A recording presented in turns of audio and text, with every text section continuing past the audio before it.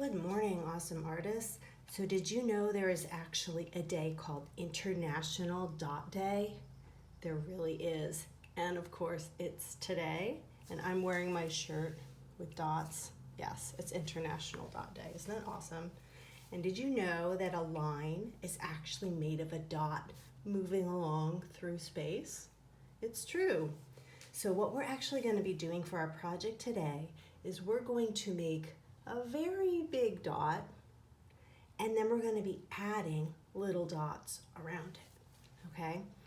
That's just one way that we could do this, and there's a few other ways too.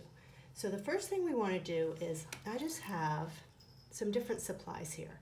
I have my plain piece of computer paper, and as you guys can probably see, I took my paper and I folded it in half this way, and then I folded it and I gave it a really good fold, right? We always want to make sure we fold really well, and make sure you line up the corners really well too, okay? See that corner? So the corners are lined up. And then you give it a really good crease. And then I'm going to also fold it this way. So if you want to have an adult or an older brother and sister help you with folding, that's fine. Folding can be a little tricky sometimes. Okay, so I folded it in half, and I folded it in half again. And now I'm going to open it back up. And this is going to give me 4 spaces. Okay, so I basically have these 4 rectangles.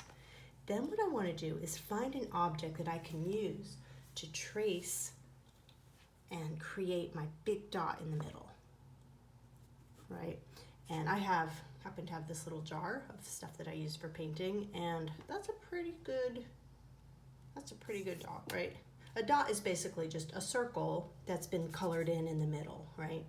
So I'm going to actually take it and I'm going to use it to trace. So I'm going to lay it flat on my paper in the very center of one of my rectangles that I created when I folded.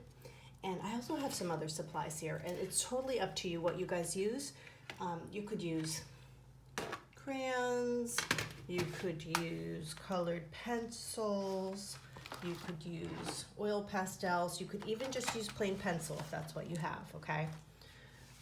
So I want to do first is I'm going to be tracing my circle / dot.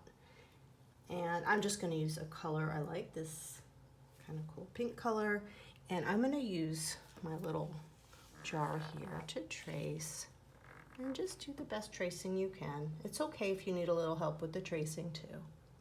Okay, so I traced all the way around it like that, and I can move it, and now I have my main dot, and what I want to do is fill in around it with as many dots as I can, and some are going to be bigger and some are going to be smaller, and I'm just going to use the colors that I like.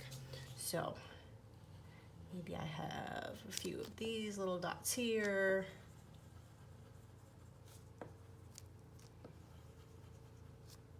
And you want to make sure you fill in all around your dot, filled in circle. I can tell it's a little hard to see the lines where I folded, so if you want to use a color that's going to help you see those lines better, you could. Like I might, just so you guys can see better. I can see my folds because I'm right next to my paper, but if you want to draw along your lines really carefully, you could. You could also use a ruler. You don't have to do that unless you want to, okay? And I'm just going to continue adding different colors and different sizes of dots all around my picture. Big ones, little ones, maybe some are a lot bigger.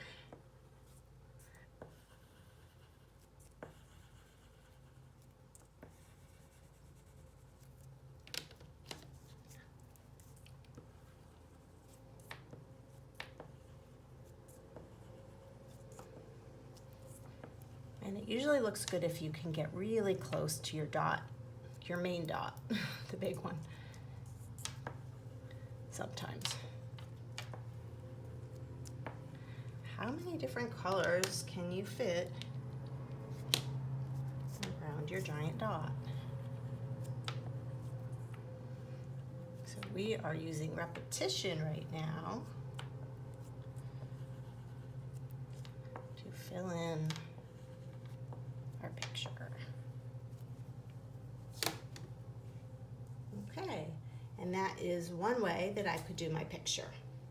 Another way that I could do my picture is if I want to use another piece of paper and I want to trace a dot, a big one again, or I could make one smaller this time. But since I have this one here, I'm just going to use it again, and I can trace around it. And then what I want to do is I'm going to cut it out.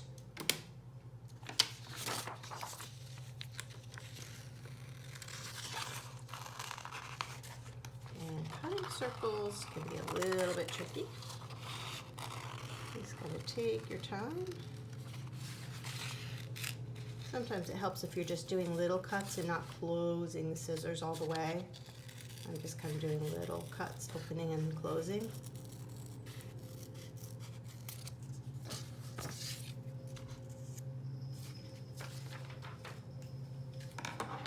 And this is another way that you could do it if you want to get really close to your dot, or you're even maybe coloring over the edge of it a little bit.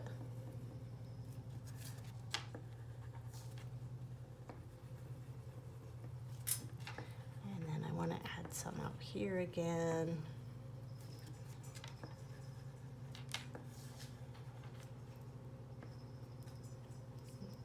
Okay.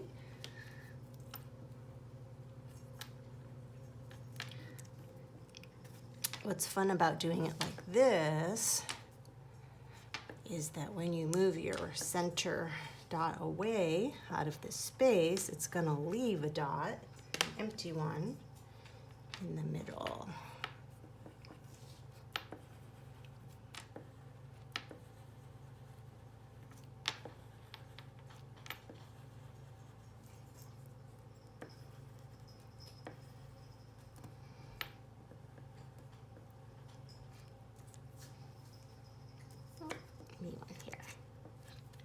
Okay, so now when I move it, it left a dot in the center, right? So I could just draw it and make the dots, or make one and cut it out, which I kind of like this way. I think it's fun. This one, actually, if you wanted to go back and color in the middle dot, you could always do that too, okay? And then one other way that you might want to try is taking your dot, your circle, right? It's a circle. The dot is a circle that's filled in with a color, which could be white, and then painting or drawing what we call concentric circles around it. Concentric just means it goes around and around the center. So it could go, draw one going around.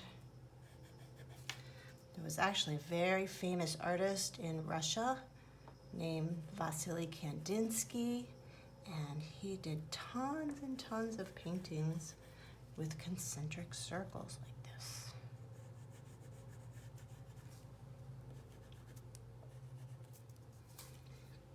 And another color, and little by little, they get bigger and bigger.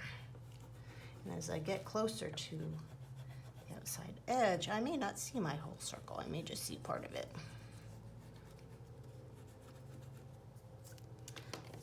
Maybe I want to color on the inside. Circles in here.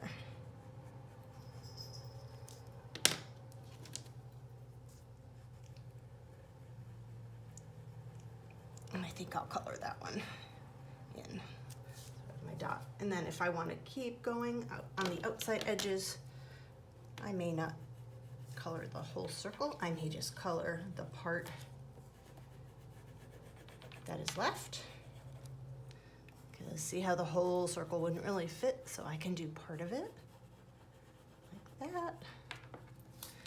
And maybe even a tiny bit right in the corner. Okay, so concentric circles with my dot in the middle. Okay, and maybe the last one, maybe you have a way that you want to do it. Okay, so again, all you got to do is fold your paper in half and in half again, and then you're just going to need to find an object in your house that you can use for tracing. Okay, and I just used this little jar. It's about a little shorter than a finger width, right? So for you, maybe your whole pointer finger's width would be a good size, okay? A good width, diameter we call it. Okay guys, so I hope that you have fun with that. I can't wait to see what you make, and happy International Dot Day.